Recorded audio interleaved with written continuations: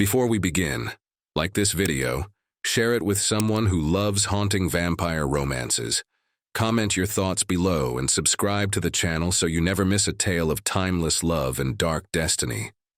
The wind howled like a wounded beast across the hills of Linmore, dragging behind it the scent of wet earth, dying leaves, and something older, something forgotten. Clarisse Whitmore, only 23 and already widowed, stood at the window of the stone cottage her late husband built for her. A storm clawed at the sky. The air pressed heavy against the panes, and in the hearth, the fire snapped nervously, as if sensing something was coming. 3 months had passed since the accident. 3 months since Edward's body was pulled from the frozen river, lifeless, his fingers still curled around the locket she had given him on their wedding night. She hadn't cried in weeks, not because the pain had passed, but because it had rooted so deeply inside her. It had become part of her bones. Her days were spent in silence, her nights in numb exhaustion. No visitors came. The villagers whispered about her. The beautiful widow, always in black, her pale face lit only by candlelight. And yet, on this night, this terrible thunder-laced night, a knock came at the door. Clarisse froze. No one ever knocked. It came again, firm, slow. Like a rhythm from a song she almost remembered.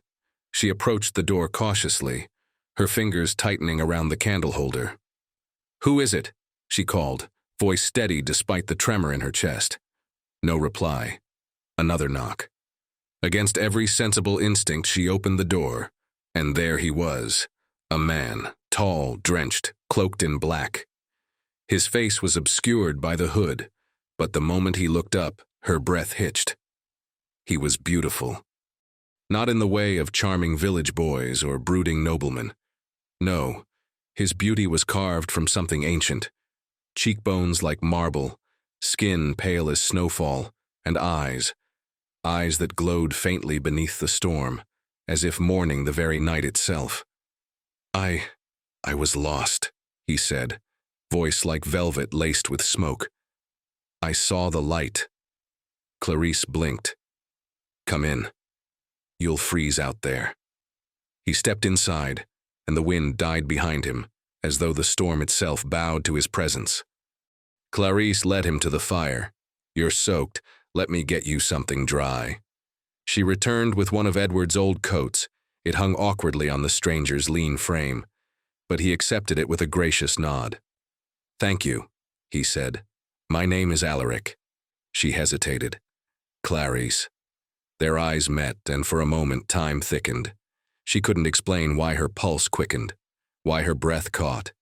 He was a stranger, and yet not. Alaric watched her closely as she poured tea into a cracked porcelain cup. "You live here alone?" She nodded. "Since Edward passed." "I'm sorry." His voice carried the weight of true empathy, not the shallow condolences of the villagers, but the voice of someone who had tasted grief, who still drank it. She nodded once more, unsure why her eyes stung.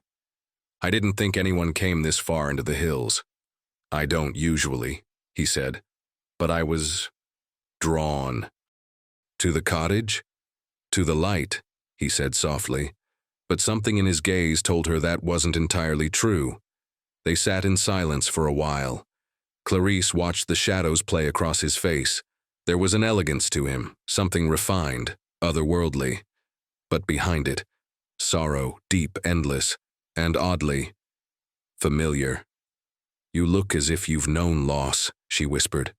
He turned to her slowly. "More than I care to remember." "What did you lose?" He didn't answer right away. His eyes flickered to the fire. "Her name was Ilaria," he said at last. "She died long ago, but some grief refuses to die with time." Clarisse felt her heart throb. It wasn't just what he said. It was how he said it. As if his pain was a mirror of hers, carved from the same ache.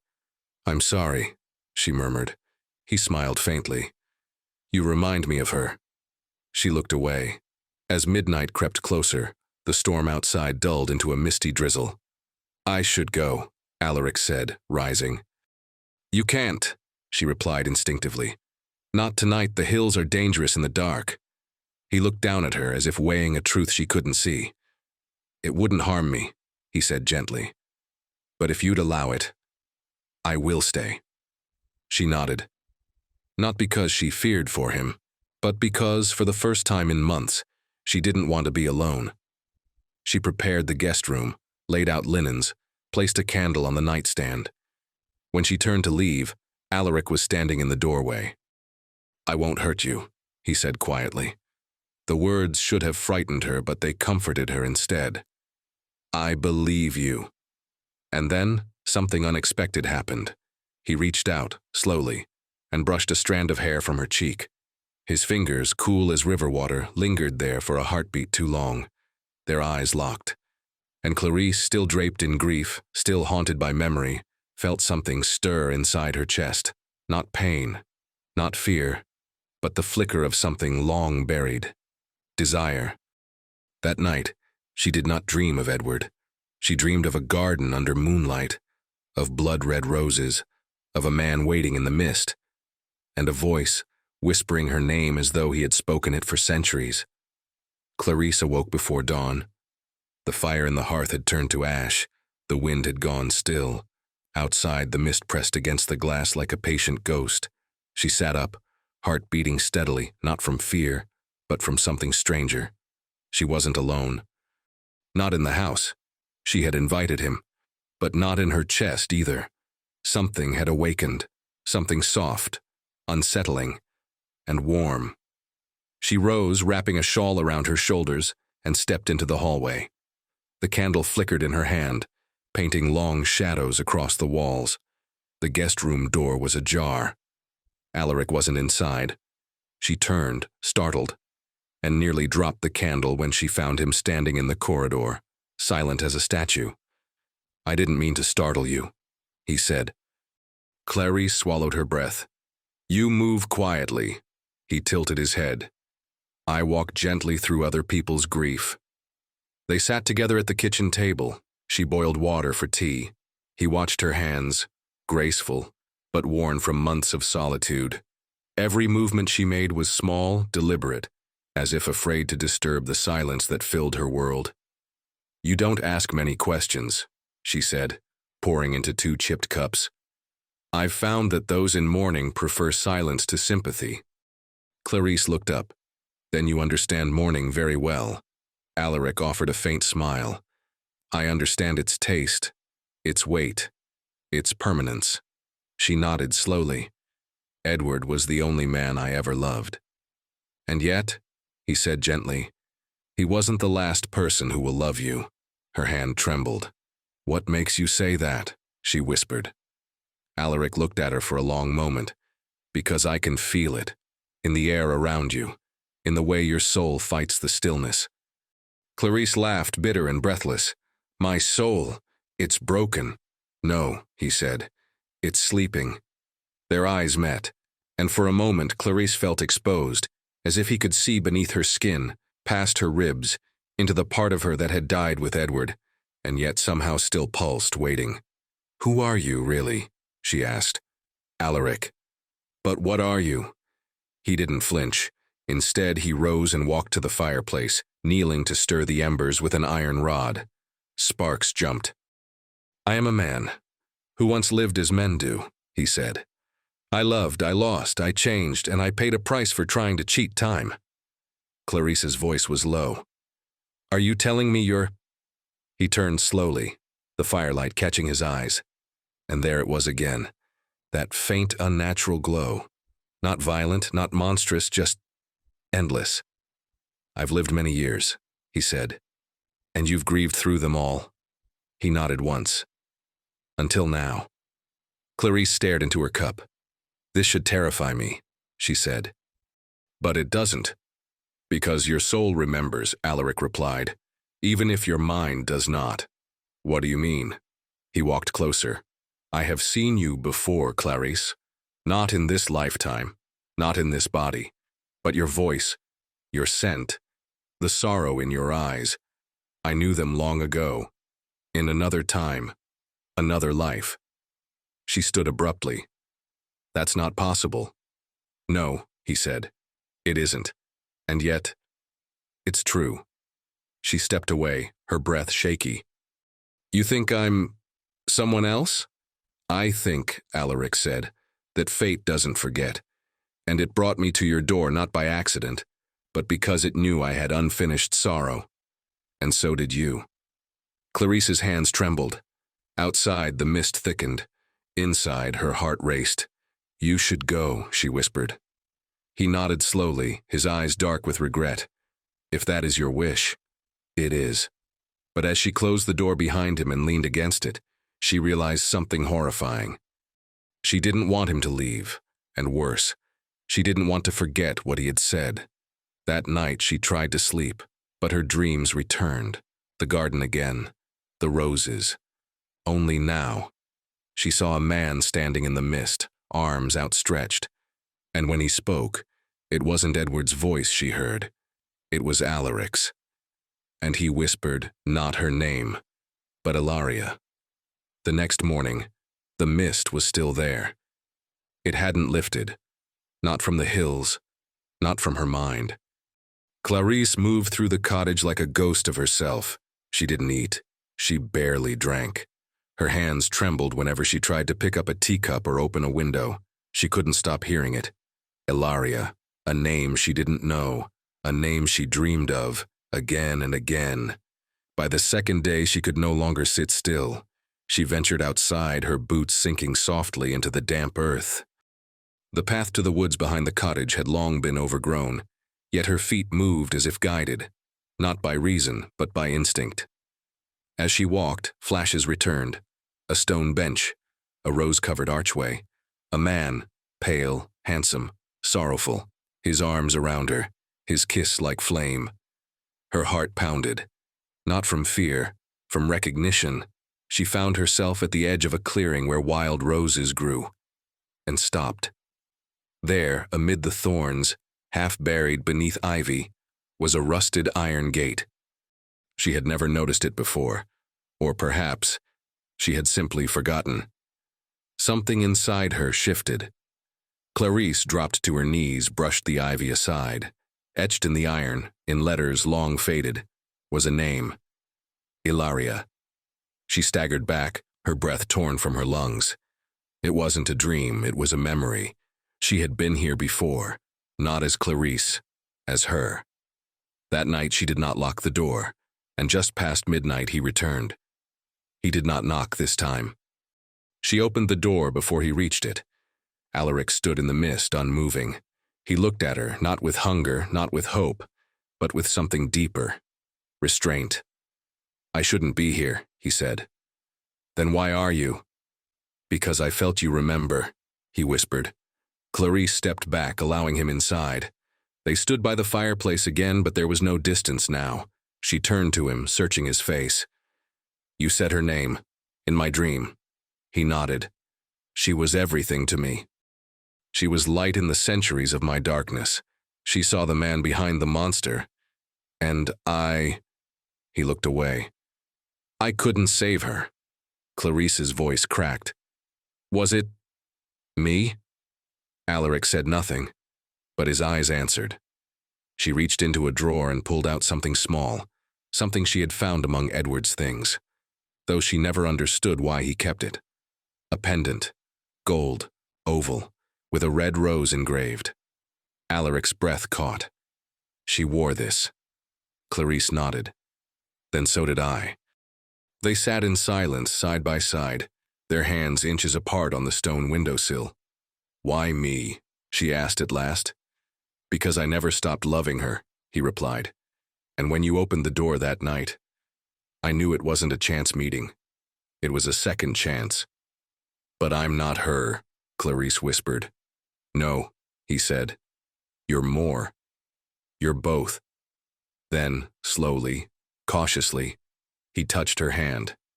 And the moment their fingers met, the mist outside parted. Moonlight spilled into the room.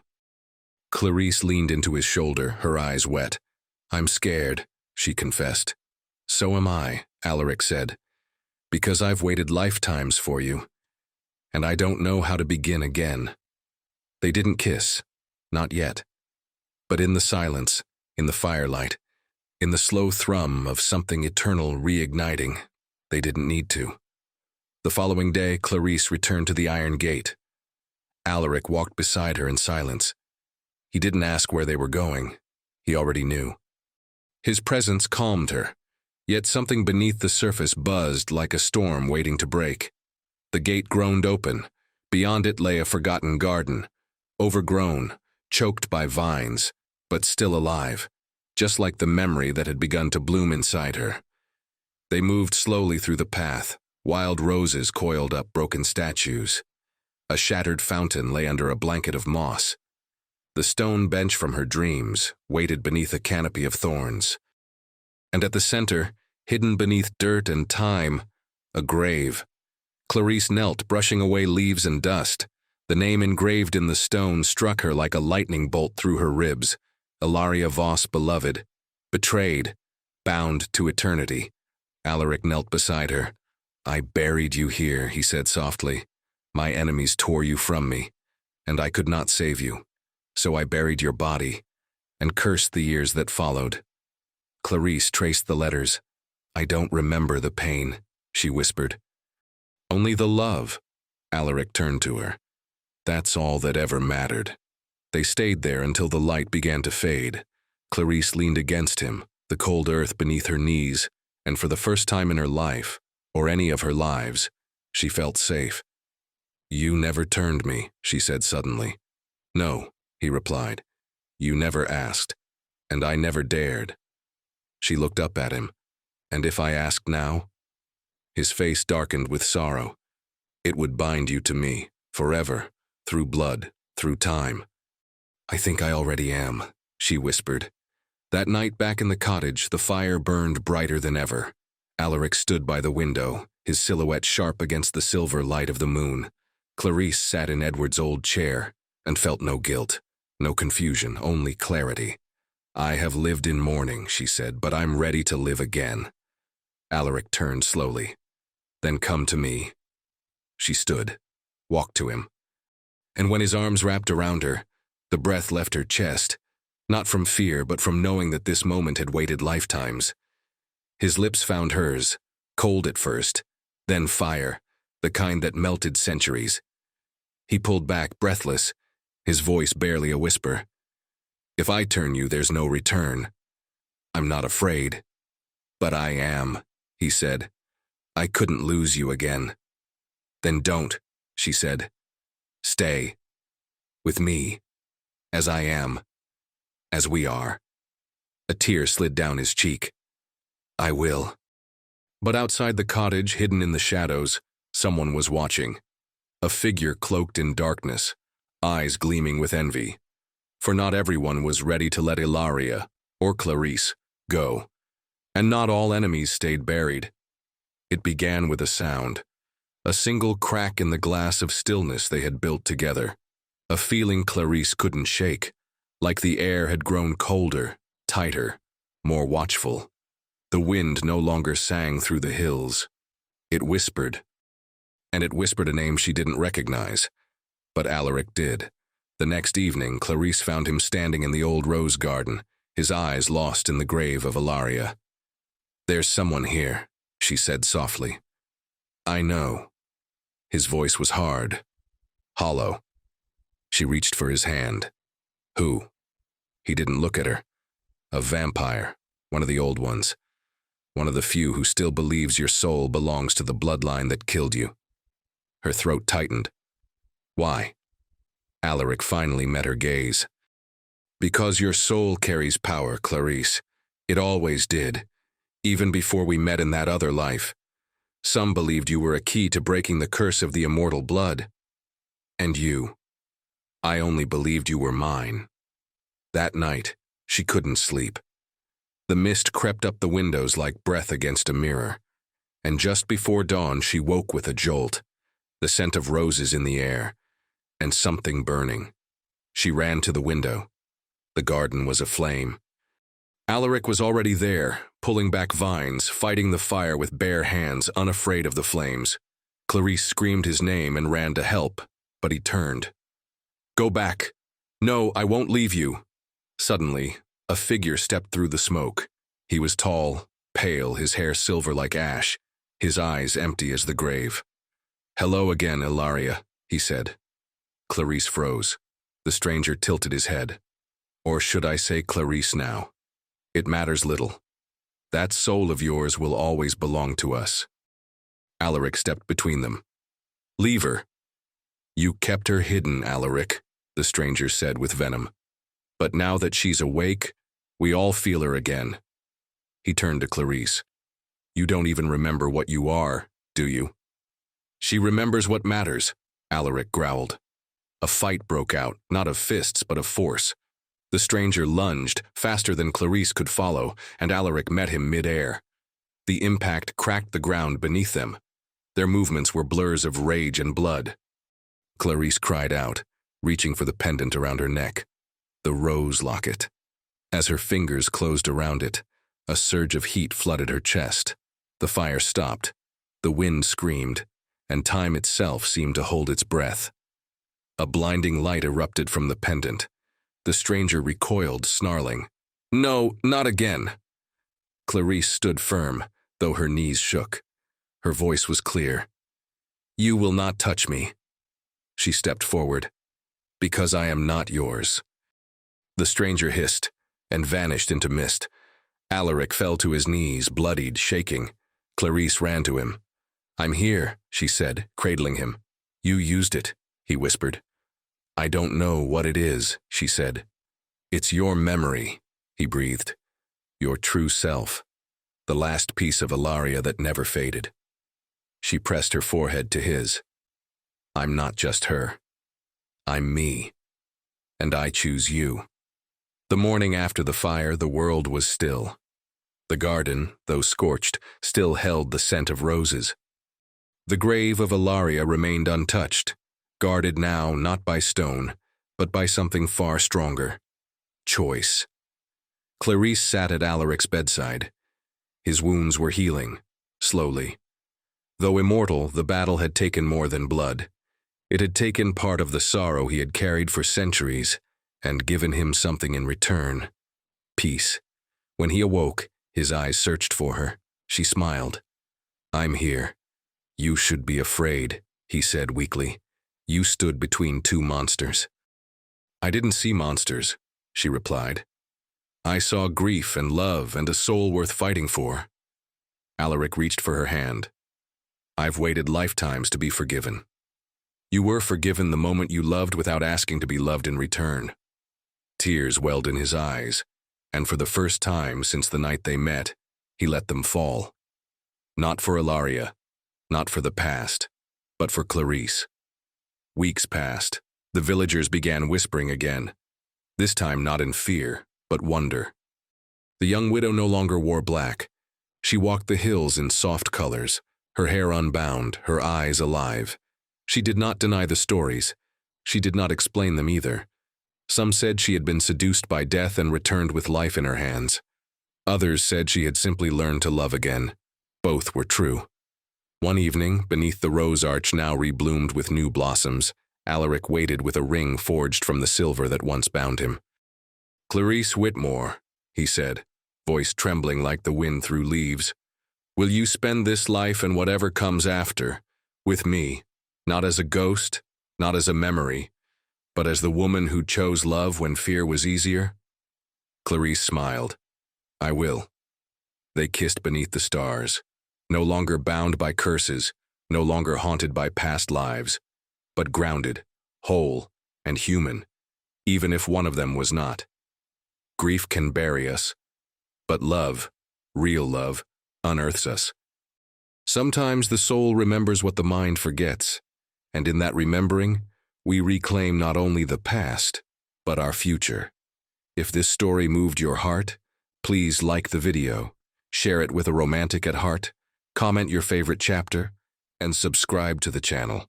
Your support helps us keep telling stories where love always finds a way, even beyond death.